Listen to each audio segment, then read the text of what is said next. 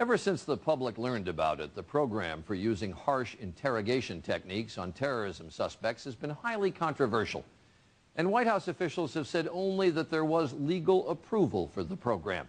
But sources tell ABC News that in the tense years after the 9/11 attacks, the president's principal advisors were personally involved in approving the details of specific interrogations.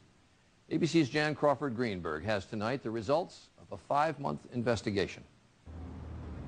The discussions in the White House were top secret, and sources say involved some of the president's most senior and influential advisors, principals of the National Security Council. In dozens of private talks and meetings, sources said a handful of top advisors discussed specific high-value al-Qaeda prisoners and exactly how those prisoners would be interrogated, whether, for example, they would be slapped, pushed, deprived of sleep, or subjected to simulated drowning, called waterboarding. The discussions about the enhanced interrogation techniques were so detailed, sources said, the interrogations were almost choreographed, down to the number of times the CIA could use a specific tactic. Former CIA Director George Tenet, in an interview last year with ABC News, told Charles Gibson, "It was authorized.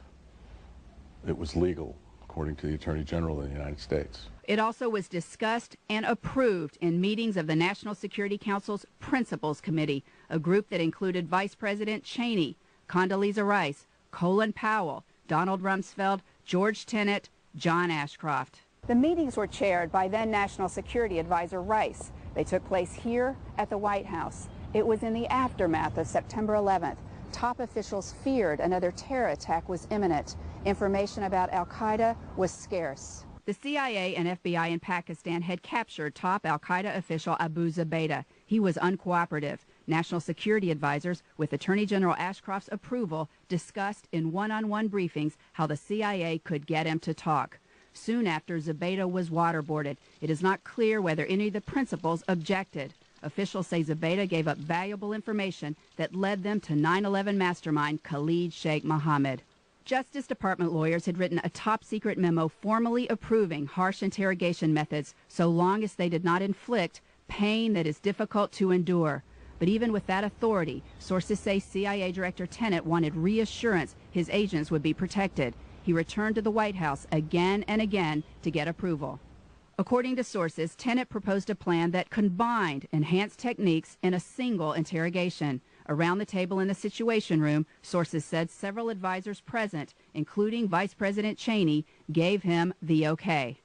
Sources said Ashcroft was troubled by the discussions. He argued that while the tactics were legal, senior advisors should not be involved in the grim details. One top official said Ashcroft asked out loud after one meeting, "Why are we talking about this in the White House? History will not judge this kindly." In 2004, the Justice Department withdrew the controversial legal memo, which had leaked to the press. But the CIA had captured a new al-Qaeda suspect. The CIA again returned to the senior advisors for permission to continue using certain enhanced interrogation techniques. In a meeting that summer, sources said Rice was decisive, telling the CIA, "This is your baby. Go do it."